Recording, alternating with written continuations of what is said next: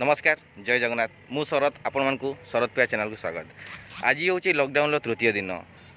प्रथम दिन लोक मैंने सचेतन थे किंतु द्वितीय दिन लोक मैंने जो भाया चलाबुला कर चलाबुला कर पुलिस मानकर माने कटकणा पर भी लोक मैंने चलाबुला मुझे आसी पहुँची भद्रकर टी शांति शुक्ल एरिया भद्रक टी लोक मैंने भी कई आसुना बाहर को जो मैंने भी आसुँच पुलिस वाला अटकणा कर देखिए।